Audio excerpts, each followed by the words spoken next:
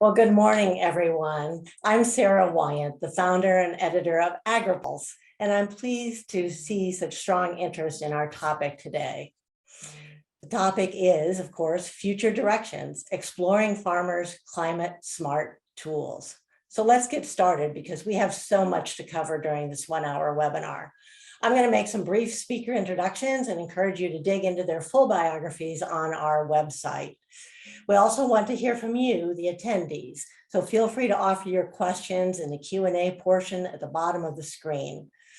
We also want to make sure that you're doing that in the Q&A portion, not the chat box. And if you're experiencing any technical issues, let us know that too. In addition, you should know that we're recording this entire session and it will be available later today on agripulse.com. So let's start out by thanking our sponsor, the Water Grows Initiative, which is a partnership of Texas corn producers and USDA's Natural Resources Conservation Service. The Texas folks at RCS have been invaluable in helping us put this together along with Texas Corn. To provide background on today's discussion, we're going to start out by playing a very short, under 3-minute video highlighting what you're going to learn on the Future Directions project. And this is just one way farmers are working with their agricultural partners to ensure that adequate water supplies are available for future generations. Let's go ahead and play the video.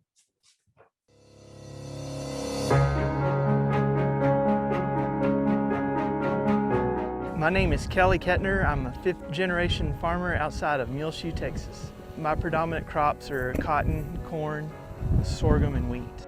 How long have you been using cover crops? About 10 years.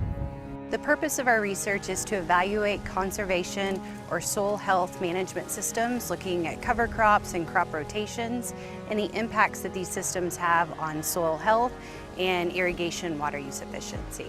At the rate we're going, this land is going to be converted to dry land farming in my lifetime, in my career. So we're going to have to find ways to conserve this water and the little bit we have to make it go further. The farmers are using a multitude of irrigation technologies and practices through the Natural Resources Conservation Service. The technical assistance that NRCS has given to this project is paramount. I've always wanted to see the irrigation efficiency married to my cultural practices. When they approached me about that, I really wanted to see exactly how far we can go. This is probably 90 to 95% efficient. What goes up in the air as evaporation is just lost money and loss of a precious resource. We're looking at a suite of practices, cover crops, crop rotations, and different tillage practices as well. I want something growing all the time. So when we harvest our summer crop, we plant a winter crop just to keep that carbon source going to try to build this mulch in the ground. Any homeowner has a garden, you like to create a mulch, right? I'm just trying to do this on a grand scale. I'm skeptical about cover crops because I don't know if it's worth giving that moisture to a crop that's not going to produce any revenue. The farmers have been great to work with. They're innovative. My hope for the project is that we could continue collecting data. It's really difficult to see much of a change in just a 2-year period. It's more of a 5 or a 10-year period time frame. Farming out here with the climate where we live in, it's a big puzzle and there's many pieces to it. And I just hope to provide some of my neighbors and other producers some extra pieces to their puzzle and help them to be able to conserve water on their farm. We hope that the results from this research are not only going to benefit the American farmer and the generations to follow that farmer, but also the American public. Because through these conservation practices, farmers are enhancing the sustainability of farming operations. Welcome back. That's a nice overview of what we're going to discuss today. So next, I'd like to welcome our featured speaker to kick off this program, Gloria Montagna Green. She's the Deputy Undersecretary for USDA's Farm, Production, and Conservation Mission Area. Gloria was appointed on February 22nd, 21 of this year. She's a former state executive director for the Farm Service Agency in Arizona, where she served from 2014 to 2017. So very familiar with a lot of these issues that we're going to be discussing. And she previously served as Deputy Chief of Staff and Chief of Staff to Congressman Raul Grijalva of Arizona. So we're very honored that she's willing to join us and take part of her valuable morning to join our discussion. Please welcome the Deputy Undersecretary. Thank you, Sarah, and thank you for the invitation to having me.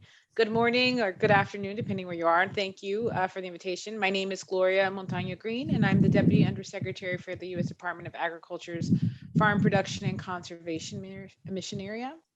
I have to say and agree, what a great video to be able to see what a partnership looks like and the work that is being done with USDA to provide solutions with the change of agriculture and to be able to demystify the concepts of how we need to change and adjust to the climate needs.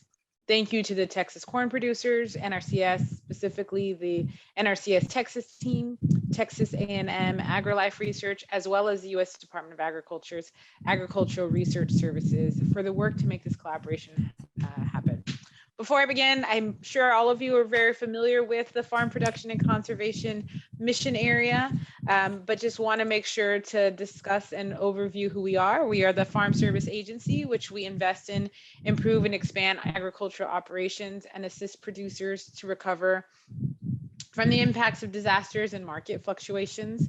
We have the Natural Resource Conservation Services, which is the very fundamentally part of this presentation and conversation today, where we provide financial and technical resources to help farmers conserve the soil, protect water, and provide wildlife habitat.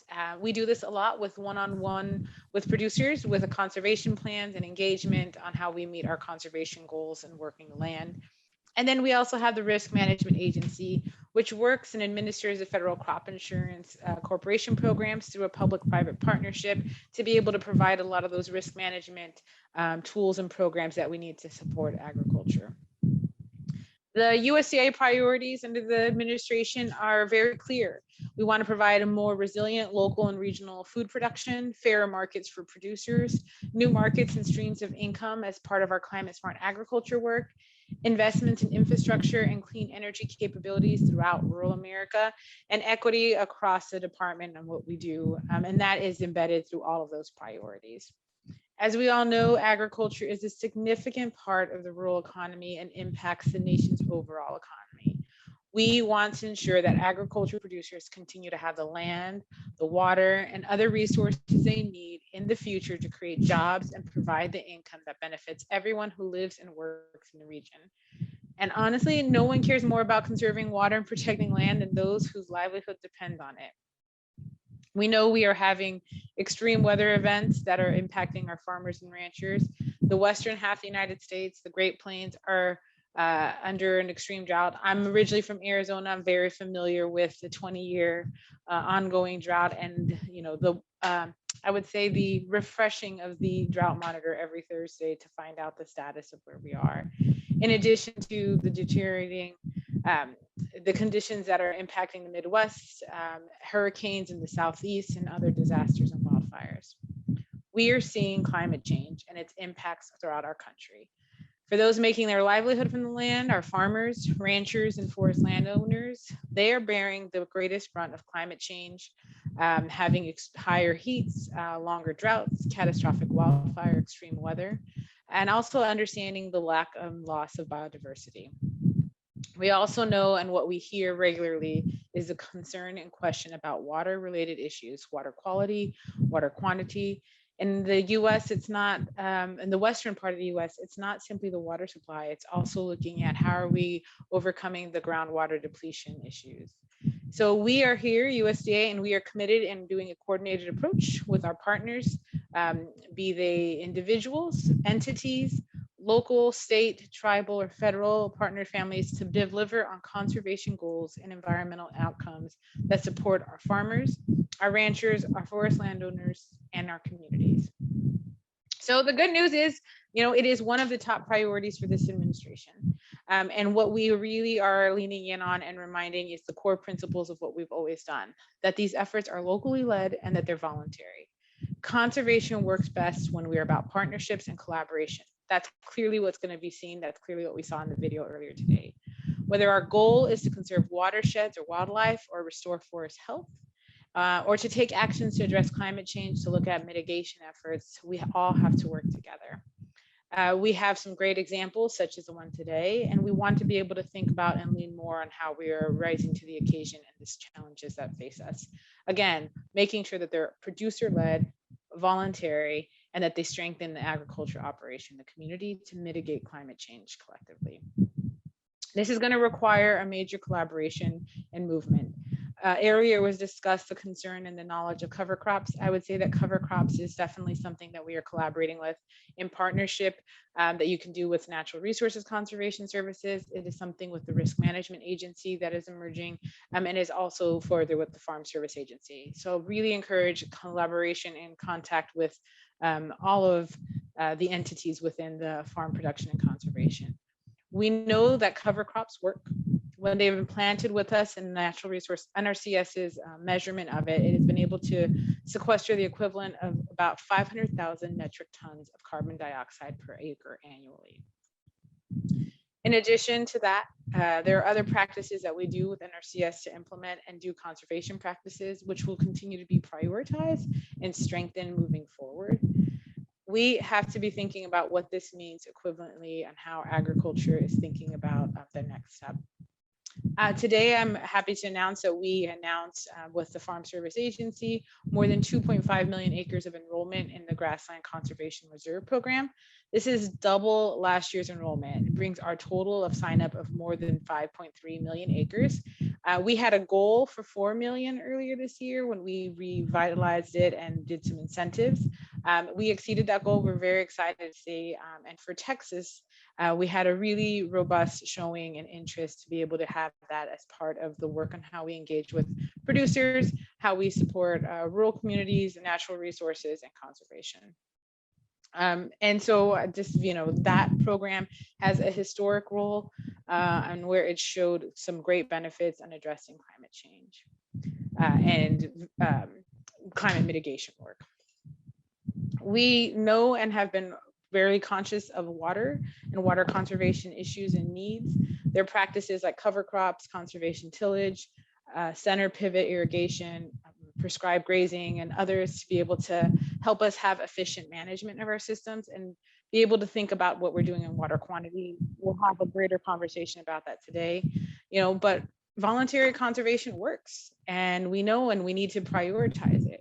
A bushel of corn today is produced using 53% less irrigation water and 44% less energy than 30 years ago.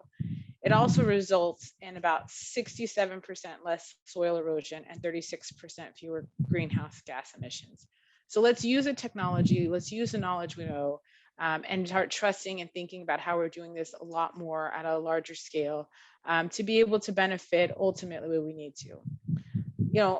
And USDA has tools available, but we can't do it alone. We have to do this through partnership. That's why this Texas Water Growth Initiative and the Future Direction Project is so important to learn from and to grow. We have to be able to work together to accomplish more. Our livelihoods depend on water. We can't, and we want to do everything to protect it, but we also have to be doing this collaboratively to be able to move forward.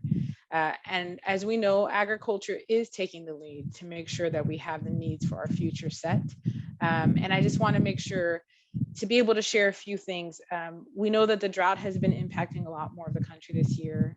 USDA has launched a website on the farmers.gov, which I'll put in the link to be able to have additional resources and where we're announcing flexibilities. This week, we announced the flexibility to be able to cover hauling costs, feed hauling costs for those that have had those items and those needs. We've always traditionally supported water hauling costs, but we know we need to rise to the occasion and be able to adjust, because for farmers, it's not just using water. It's really turning into food and fiber that feeds and clothes all of us, and we're here to help. So just thank you for the text again. Thanks for the invitation to the project with the Texas corn producers and NRCS to be able to provide the greater tools. And I'm looking forward to being part and hearing this conversation today. Thank you. Thank you, Deputy Undersecretary Montagna Green. Thank you, Deputy Undersecretary Montagna Green. It was delightful to hear your opening comments. We look forward to having you join the conversation a little bit later. Next, we're going to open up our discussion with perspectives from 5 different panelists who are involved in different parts of this conservation effort. As a reminder, their full biographies are going to be on our website, but I'm just going to go quickly through them. And first off is Kelly Kettner, the owner of Kettner Farms, who farms northwest of Lubbock, Texas. His primary crops are corn, cotton, wheat, and sunflowers. He also raises sheep and cattle. He farms with regenerative farming techniques and strives to leave the land better than when he first received it. Next up is Brandon Gulke, who's a partner in Gulke Family Farms located in the Texas Panhandle. He farms corn, cotton, seed, and grain sorghum, sunflowers, and wheat, and also has cotton alongside with his father and 2 brothers. He serves on the Texas Corn Producers Board and is vice chairman of its research committee. He's participated in Future Directions research projects since its inception, and he's a graduate of Texas Tech University with a degree in Ag Ed. So welcome.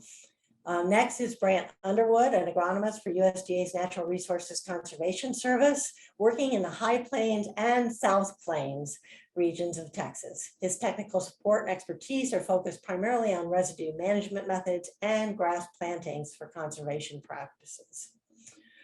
Our 4th panelist is Dr. Katie Lewis, an associate professor of soil fertility at Texas Tech University with a joint appointment at Texas A&M AgriLife Research and Extension Center.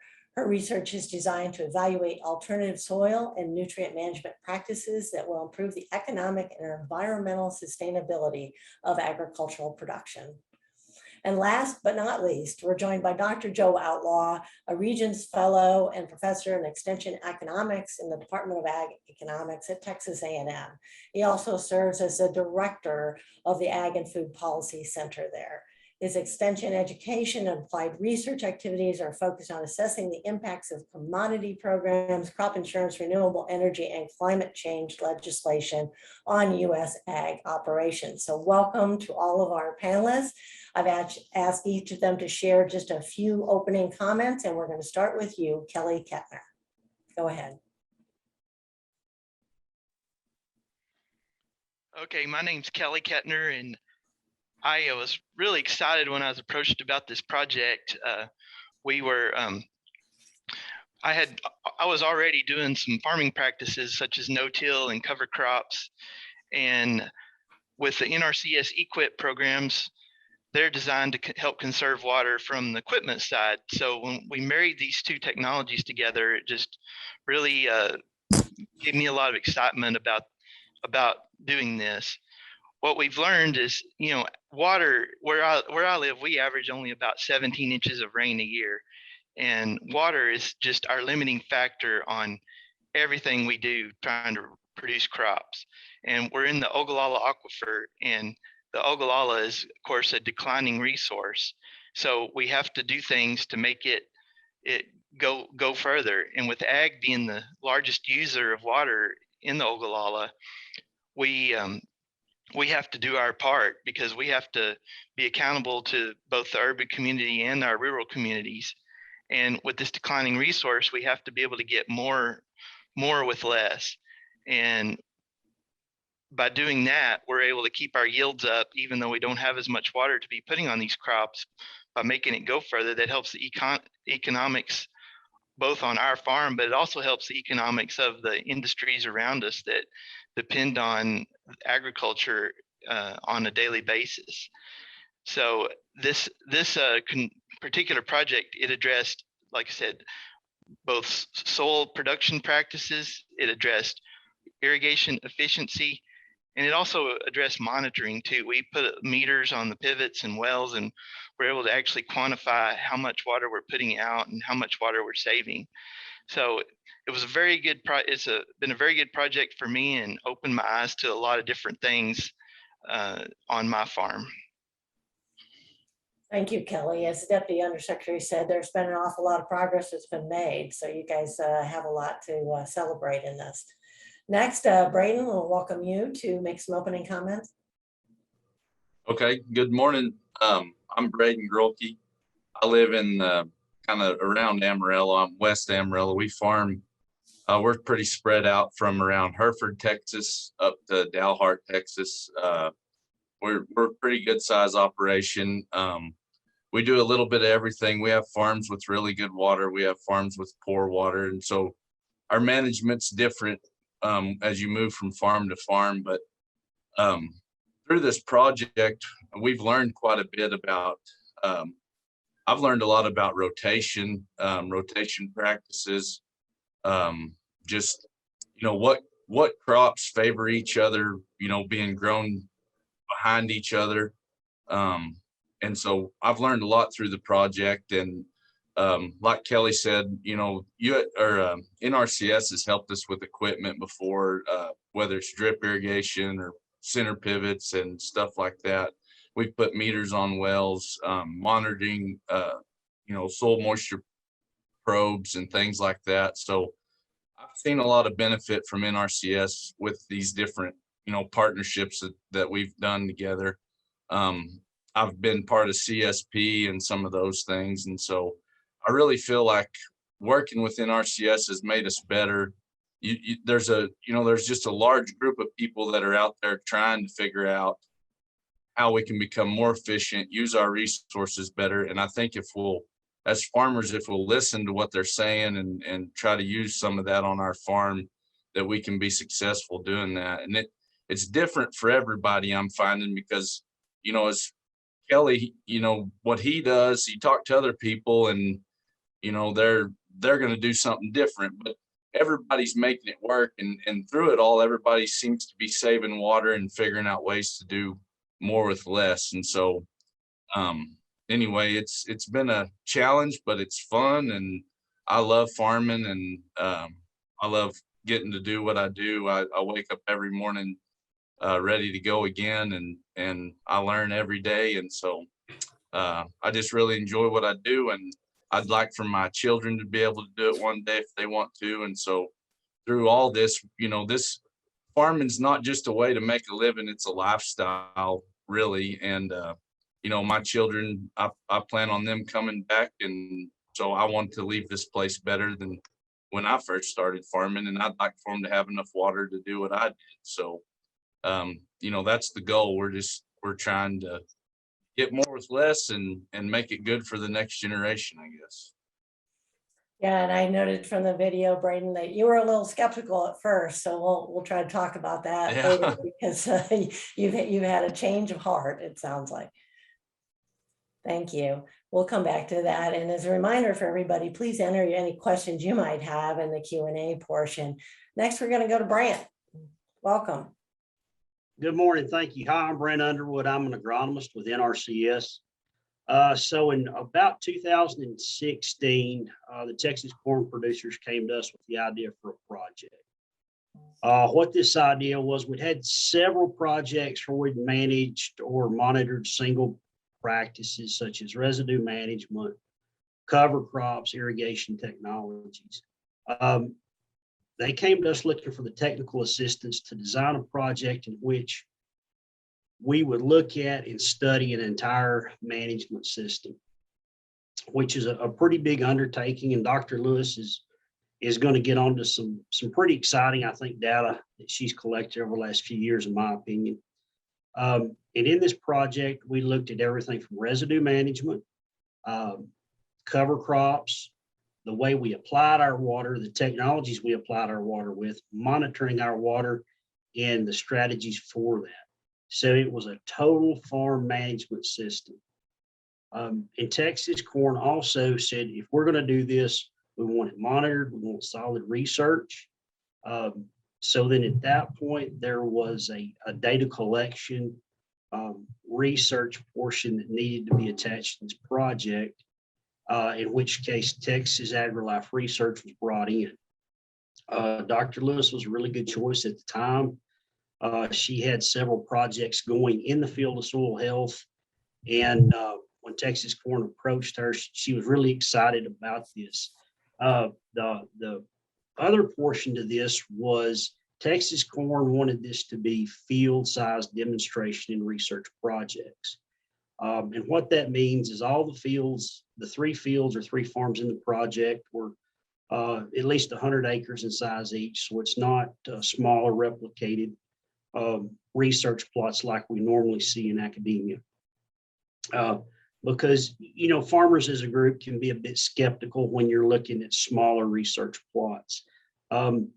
So in doing that, they wanted a couple of 3 replications and wanted it to be in our heavier corn producing areas. The area I work, all of it produces corn from time to time, but we went up to the northern part at Dalhart, which is one of our historically heavy corn areas, down between Hereford and Canyon, produce a lot of corn acres, and then out to the western side at Muleshoe.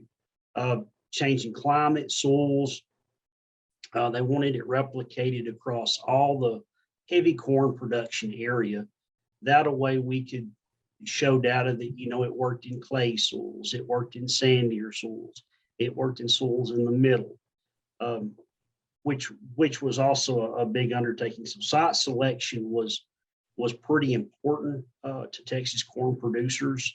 And we had the selection of the sites and producers was extremely difficult. We have a lot of producers putting out a lot of really good conservation practices. The site and producer selection for this particular project came in that you heard Kelly talk about his cultural practices. So the no-till, cover crops,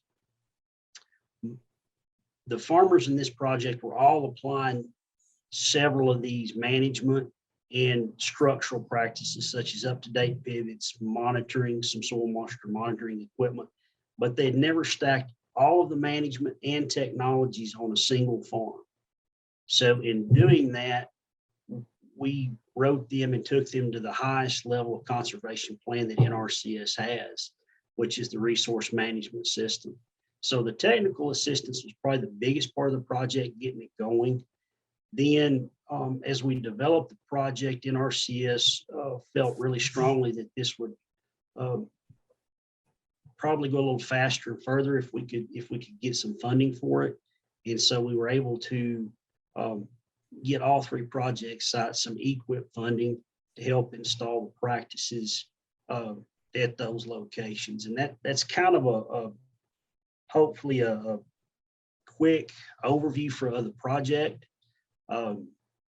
It's really a good project. I feel we have some really exciting data.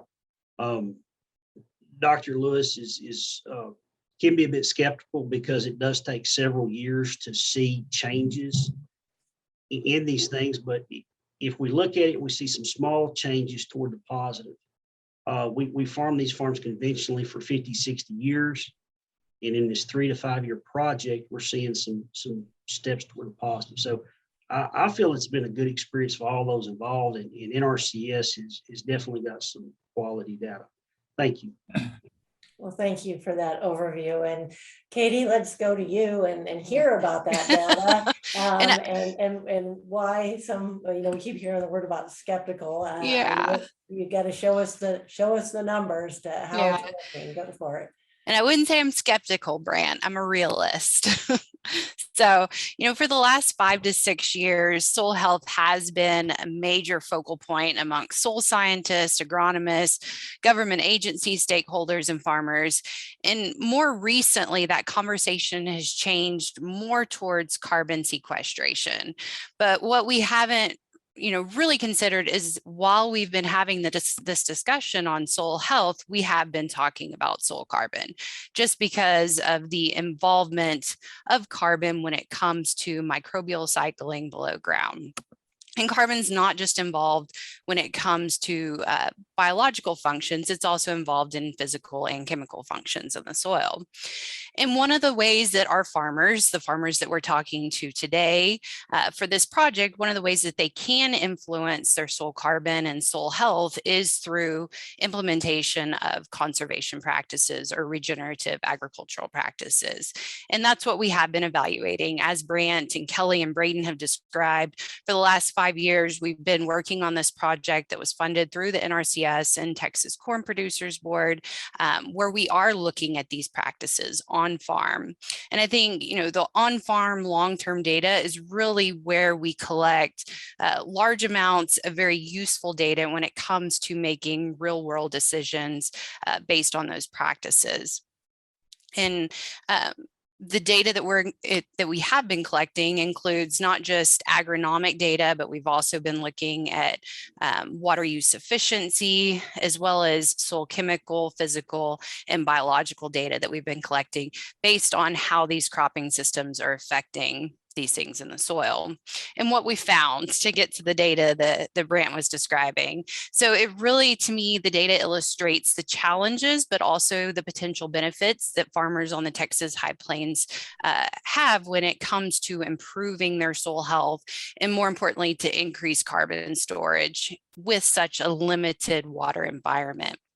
So over the last 5 years, through the use of cover crops, crop rotations, and no tillage, we have determined an increase in microbial activity, which is coming from increasing carbon inputs into the system. We have seen minimal changes in soil carbon over that 5-year period, and we have also seen an increase in water use efficiency through the implementation of these practices.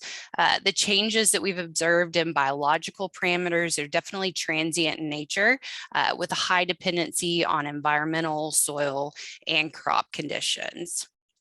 So to dig in a little deeper as far as, why things are so challenging on the high plains, we have extremely sandy soils in some cases, an arid environment, which limits our ability to capture and store large amounts of carbon, at least without allowing for a longer period of time. Organic materials that are added to the soil in our environment are decomposed much more quickly just because of our more optimal temperatures that we have, and that means that they're cycling more, so resulting in a limited amount of carbon that's actually being stored in the soil. However, I won't end with skepticism, but more of optimism. Every little bit that we can capture from the atmosphere when it comes to CO2 and store that long term in the soil is going to be beneficial from an environmental standpoint. Thank you, Katie. And it's great that you've been able to actually capture that data and document these changes, because we hear a lot of people talk about sustainability and regenerative practices, but we need to know what it really means. And we also need to be economically sustainable so that we can keep doing these things. And so, Joe, that's a good segue to you, I think, on the economic side. Great, thanks, Sarah. I came into this at the tail end. I'm not really part of this project other than that meeting with corn growers and grower groups. They've started asking questions about carbon, and when you look into it, the easiest practices that will sequester carbon is limited tillage and cover crops. So when we started looking at that and trying to figure out the economics so that producers would be able to make informed decisions, the very first thing we found was that in our area, there's very little data on the economics available to show a producer, say, if you take these practices and you undertake these practices, here's going to be the change in your costs now, but here's also 10, 15 years down the road, here's some benefits that we could attribute to these practices. So one of the biggest thing I've found is that it's just extremely limited data for Texas for the arid areas. When you look at soil health, the soil health, as you mentioned, Sarah, has been around for a long time. Now it's kind of I guess it's a redo. That's my words. Regenerative agriculture is the new trendier term for basically soil health. And the president has given it a huge, huge shot in the arm by talking about climate smart practices, which basically are regenerative practices as well. And so what we're kind of looking at right now is that we're at a point where if things go like I think they're going to go, we're going to say that basically this president has moved us further along faster than anyone else has in terms of climate smart practices and even work on trying to get soil carbon sequestered. One of the things that I look at is that the reconciliation bill for the $3+ trillion that's going to be spent on infrastructure was supposed to have 28 billion plus for conservation programs. That happened yesterday in the House of Representatives. It's not listed in there, but the people like yourself, Sarah, say that it's coming. But whenever things aren't listed in a bill, I'm a policy person. I get a little skeptical of whether it's going to make it in or not. And so, honestly, to get all of these practices a big shot in the arm, we're going to have a big infusion of resources from the government. Right, as we were talking earlier, we were expecting 40 to 50 billion to be outlined in that text for conservation. And I know that there's a lot of work going on today. Our Agri-Pulse team is following that and trying to find out why that number wasn't listed originally and what it might end up being. And of course, we don't know if reconciliation will be 3.5 trillion or 1.5 trillion. So a lot of things to watch yet. So thank you for all of your opening comments. As I mentioned, we'd like to take questions from the audience, but I'm also going to start out by asking a couple of questions, and we want to invite the Deputy Undersecretary back in where she can respond to some questions as well. So Gloria, if you want to go ahead and join us in our discussion so that we can have your viewpoint. And I'd like to start with you with our first question, thinking about EQIP. And I'm also a farm owner and have had a strong interest in doing more conservation practices on the ground. But every time we've covered this in Agri-Pulse, we always find there's a lot more demand for EQIP and CSP than there are the funds. We know some more funding might be coming, as I just mentioned, but how do you see this playing out in the level of oversubscription that exists today for farmers to have these cost share funds? It's a great question, Sarah. And I will share that one of the things, there's two ways to be able to look at that. The oversubscription shows that there's a demand and there's a need and there's a desire for the collaboration and for the engagement on it. But the oversubscription also shows that we need to be able to, how are we providing additional resources for those? I don't have an exact number, but I can tell you that we usually have 3 times the number of applications of what we can fund come into our doors, be it in various programs in CSP and EQIP, and even with the emergency watershed protection whenever we're trying to help with disaster recovery.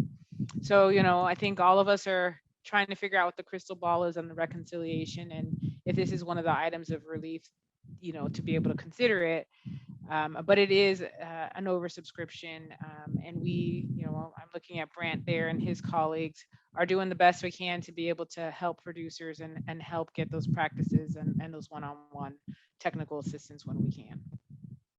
Thank you. Kelly, I'd like to turn to you for a second. I see we have a couple questions starting to come in from the audience, so we'll go to those next. But one of the things that you've done is really been a trailblazer on some of these practices. But there are a lot of other farmers who are probably looking at this and say, well, you know, what's going to work on my farm? And maybe what works on your farm isn't the same as Braden's farm, and you know, vice versa. It's not a one size fits all. So what do you think it's going to take to get more producers interested in adopting some of these practices and kind of following along with your journey? Well, I think one of the biggest things is just for us being able to do a little bit of outreach and you know, show our neighbors some of the things we're doing. And one of the things that also is different is if you have a beautiful crop on your side of the road and the neighbor across the road, his crop is you know, going through a lot of drought and heat stress, that's a pretty big signal to him that, hey, what's my neighbor doing differently than I am? And you know, I think it's going to take just situations like that, just people seeing some of the things that you're doing, but also I do think it outreach and having some small regional meetings to talk about some of the things we're doing, like in the wintertime and off season, has been a big help to help kind of spread the word of what we're trying to do. Well, thank you. And I want to throw that over to Braden too, because he did mention his skepticism at the start. What was it that's made you such a champion now for these efforts, Braden? Well, I've always kind of, you know, I've always been a fan of partnering with NRCS to pay for some of the things that we knew we needed to do, but maybe couldn't afford, or, you know, just wasn't economically feasible. But I think, you know, like Kelly said, when neighbors are looking across the fence at somebody else's crop and seeing it do well, it's like, what's that guy doing? So that outreach neighbor to neighbor, I think, will be a big help. One of the issues that I've seen, and at least some of the stuff we farm in Hartley County, you know, they're not very long-term leases. And so it's difficult to get funding or to get money whenever you can't go into NRCS if they require a 5-year lease, or, you know, they have a minimum amount of time that you have to rent the farm or whatever to implement the practice. And so I've run into that several times on lease land that I just can't get a long-term enough lease on, you know. And so there's some things like that that I think that are going to be a challenge in getting a lot of producers on board.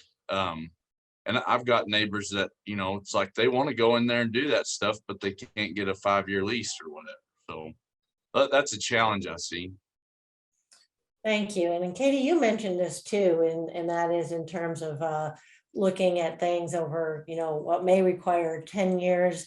We hear this all the time. People talk about paying farmers to sequester carbon, but for those that are renting, how do you sign an agreement or, you know, even have observable results if you can't have a 10-year lockdown?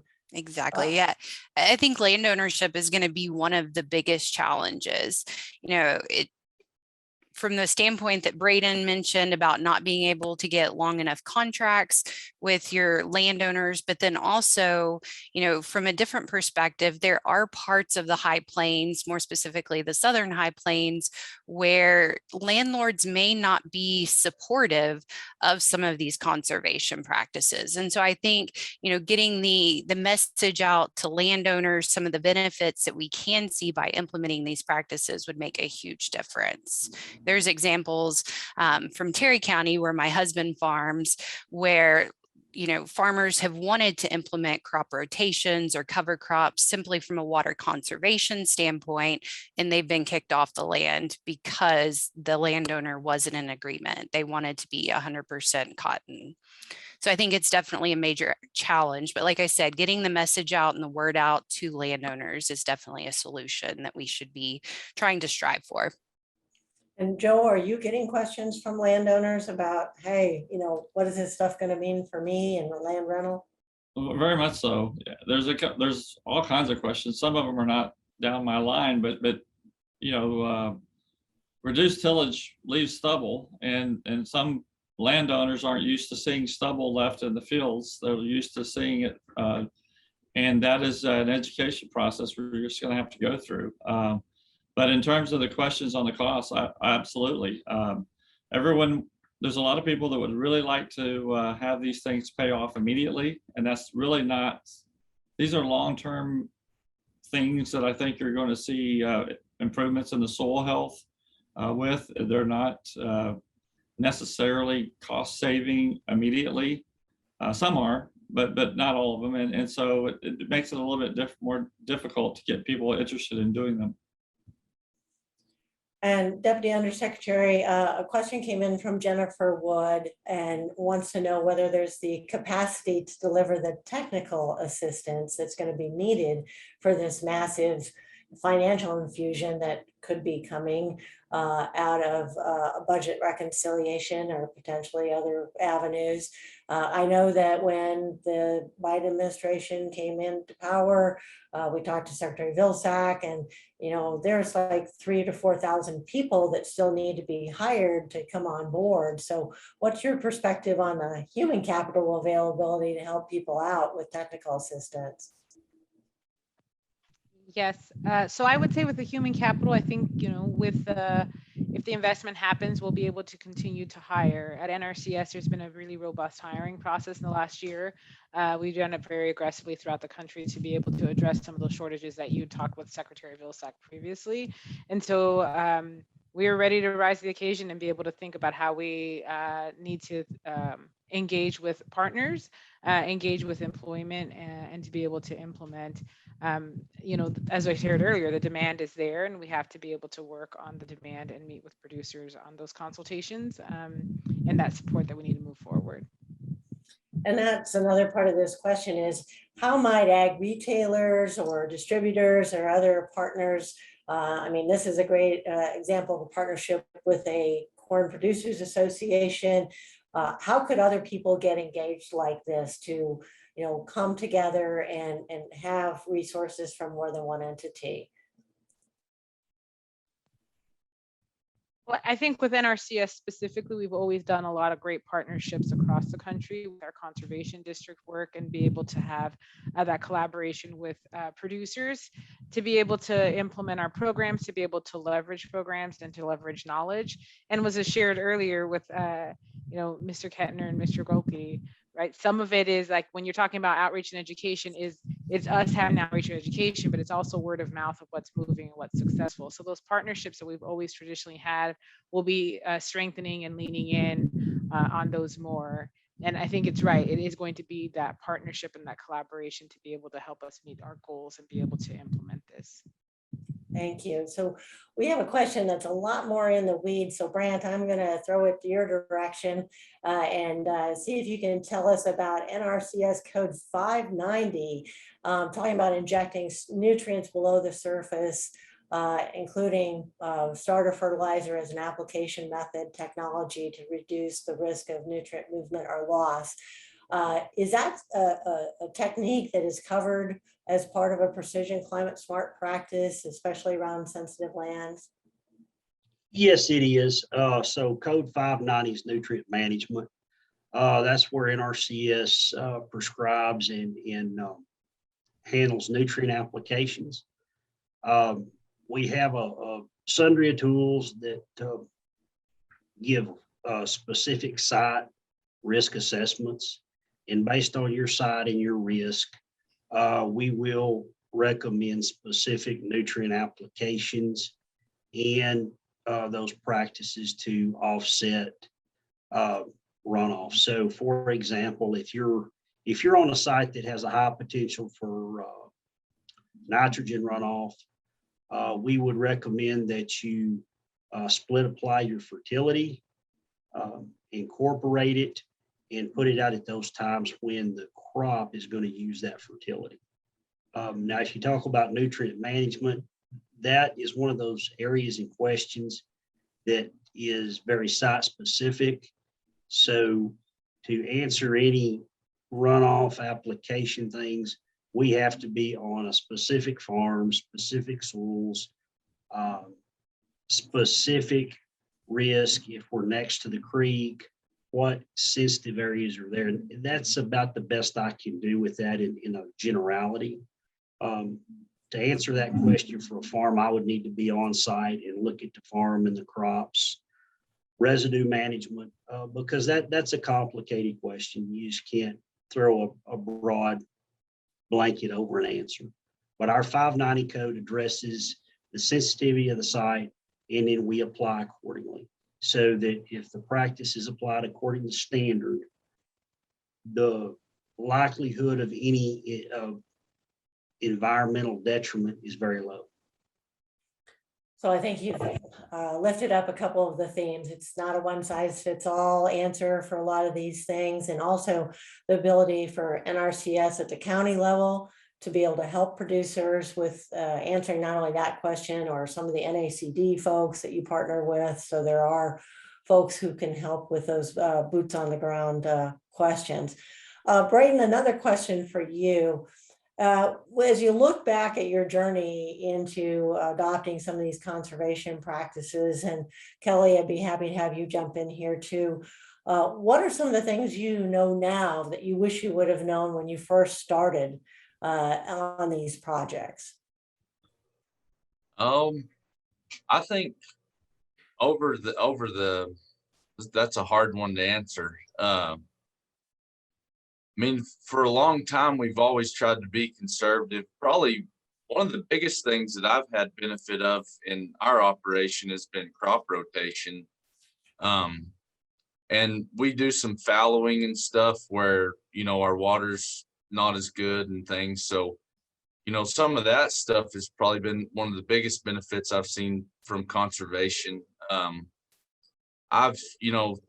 We've converted farms to drip, so we've seen seen great changes there. There's challenges with drip, but as far as water use efficiency, I've had some excellent results out of that. There's a lot of things that have changed. Our farm's changed a lot, but I think every farm changes. We change year to year, you know. I mean, it's kind of a constant.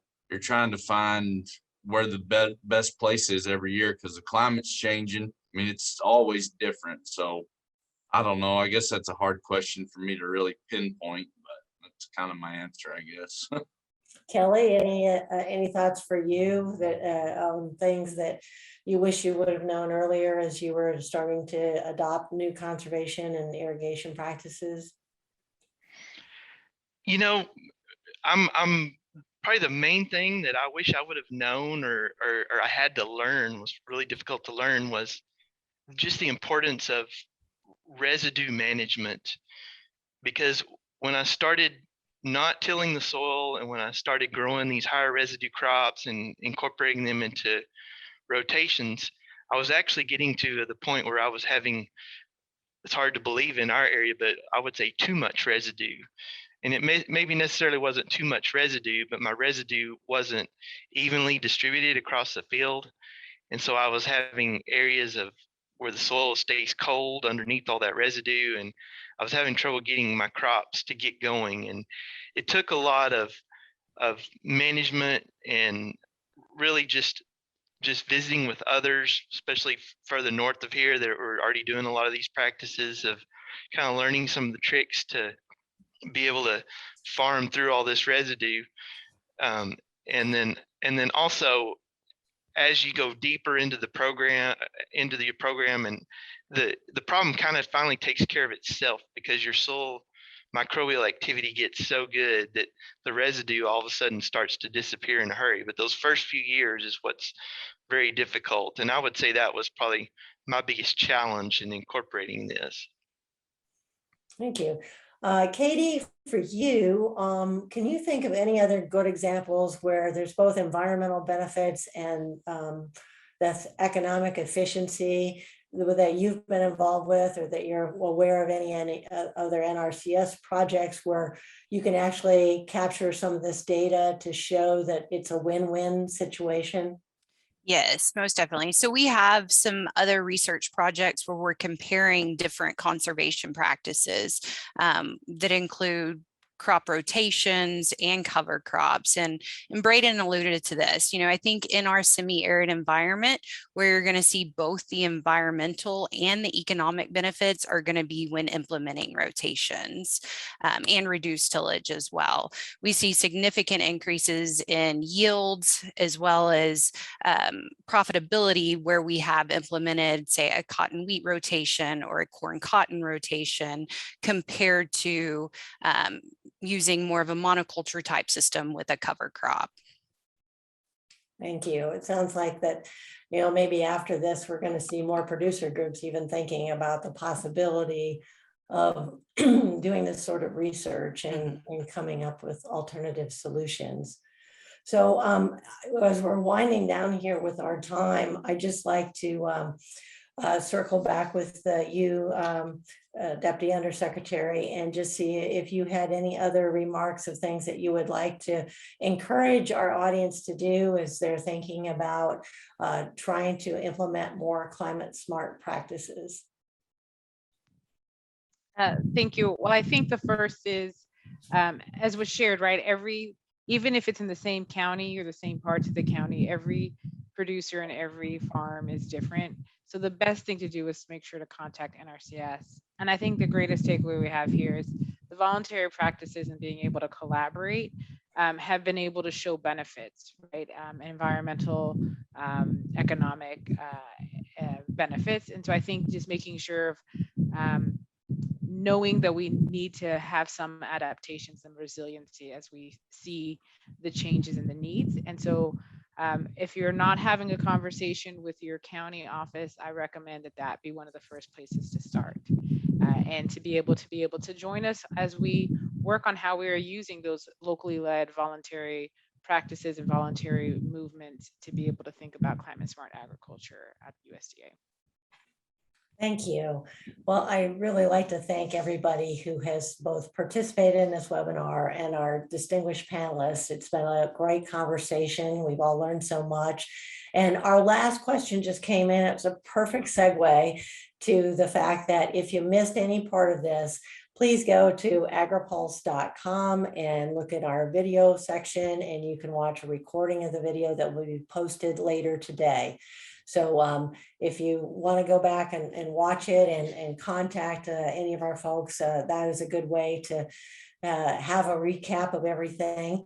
And last but not least, I really want to thank the Water Grows Initiative for sponsoring this event. You know, it's something that lots of times the Midwestern crops get a lot of the attention and a lot of the dollars and focus on programs like this, but this is really an innovative program that the Texas corn producers and NRCS in Texas have been able to develop in partnership with others. And it shows us how, you know, with a little bit of innovation and technology and the wherewithal to really kind of put your money and your practices to test here, you can have a great win-win for the environment and for the producers who are involved in it. So thank you all. And we want to make sure that you have not only a great rest of your day, but stay tuned as we continue to cover the opportunities for more climate smart agriculture. Thank you.